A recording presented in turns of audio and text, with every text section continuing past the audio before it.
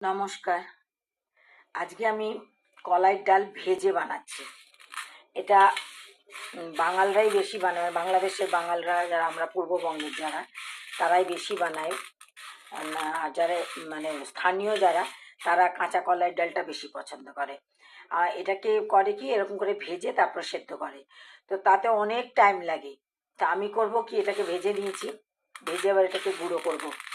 গুঁড়ো করে তারপর আমি জলে ফোটাবো সেই ডালটাকে। আর এটার সাথে হয় মাছের মাথা দেয়, মাছের মাথা দিলে বেশি স্বাদ হয় কলাইয়ের ডালে মাছের মাথা দিয়ে। কিন্তু আমার বাড়িতে তো কোনো কিছুতে মাছের মাথা দিলে সেটি খাওয়ার যোগ্য নয়, সেটা আমার স্বামীর মতে। যাই হোক, আমার স্বামী কোনো কিছুতেই মানে মাছ দিয়ে কিছু রান্না করলে তো হয়ে গেছে, তাহলে তার অবস্থা খারাপ। তা আমি এটা ধনে পাতা তো অবশ্যই দেবো, ধনে পাতা দেবো। তো দেখতে থাকুন আমি আর কি কি দেবো। আদা দেবো একটুখানি। আর যেমন কাঁচা কলাই ডালে মৌরি আদা বেটে দেয়, এটাতে মৌরি দেবো না, আমি পাঁচ ফোড়নে দেবো, মৌরি দেবো না এটাতে। আমি একটুখানি আদা বেটে দেবো। তো আমার কাছে আদা গুঁড়ো আছে, আমি আদা গুঁড়ো দিয়ে দেবো। আর পাঁচ ফোড়নে দেবো, আর কিচ্ছু মশলা না, কাঁচা লঙ্কা, ধনে পাতা। আমি ডালটা পিষে নিয়েছি। ডাল কিন্তু একদম অল্প নেবেন, কলাইয়ের ডাল কিন্তু খুব ফুলে যায়। আমি 1 চামচ কলাইয়ের ডাল নিয়েছি মাত্র, সেটাকে শুকনো খোলায় ভেজে তারপর ঠান্ডা করে গুঁড়িয়ে নিয়েছি।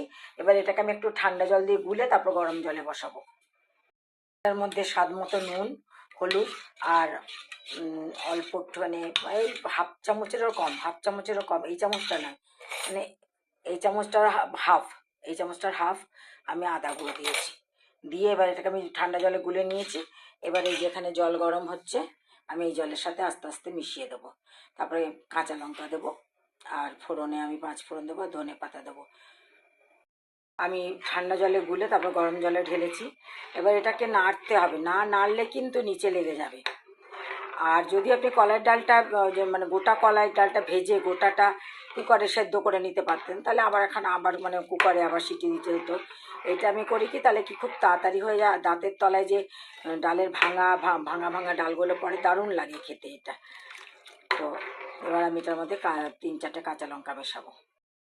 দেখুন 1 চামচ ডালে কতটা গাঢ় হয়ে গেছে, আরও গাঢ় হবে।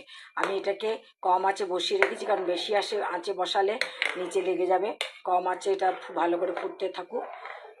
এটা গাঢ় মানে কলাই ডাল খুব মানে ফুলতে থাকে, খুব গাঢ় হয়। আমি তেলে 5 ফোড়ন দিয়েছি আর শুকনো লঙ্কা দিয়েছি, আর কয়েকটা নারকেল আমি কুচি করে রেখেছি। এই নারকেলগুলো, এই লঙ্কাটা একটু লাল হয়ে এলে আমি নারকেলগুলো ছেড়ে দেবো এটার মধ্যে।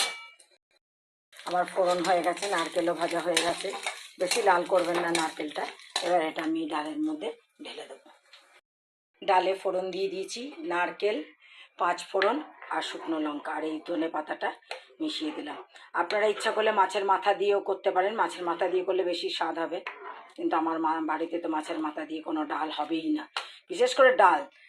তাও বাঁধাকপিতে লাভে মাছের মাথা দিতে পারি, কচুতে দিলে খাবে না, ডালে দিলে খাবে না। আমার বাড়িতে ডালে কোনো মাছের মাথা দিলে হবে না, তাহলে আমাকে আবার আলাদা করে অন্য ডাল বানাতে হবে। ডাল দিয়ে মাছের মাথা করলে আবার অন্য ডাল বানাতে হবে।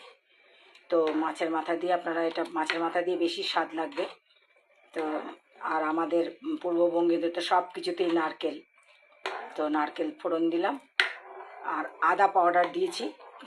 কাঁচা কলাইয়ের ডাল করলে সেটাতে দেওয়া হয় আদা আর মৌরি বাটা, কিন্তু এটাতে আমি মৌরি বাটা দিইনি, কারণ এটার একটা আলাদা সুগন্ধ আছে এই ভাজা কলাইয়ের ডালের। তো এই হয়ে গেল আমার আজকের কলাইয়ের ডাল। কলাইয়ের ডাল আপনারা মানে আন্দাজ মতো নেবেন, কারণ কলাইয়ের ডাল খুব ফুলে যায়, খুব ফুলে যায়। মুসুর ডাল মুগ ডাল অত ফোলে না, কলাইয়ের ডাল খুব ফুলে যায়। আর নুনও আপনাদের স্বাদ মতো দেবেন। এবার এই ডালটা ফুটছে, মানে নাড়তে থাকতে হবে ডালটা, নালে নিচে লেগে যাবে, যেহেতু পাউডার করা হয়েছে না। তো আপনারা সব প্রসেস দেখে নিলেন, আমি সমস্ত প্রসেস করে দেখিয়ে দিয়েছি। করে খাবেন। ভালো লাগলে লাইক শেয়ার করবেন, কমেন্টস করবেন, অবশ্যই সাবস্ক্রাইব করবেন। আসি তাহলে, নমস্কার।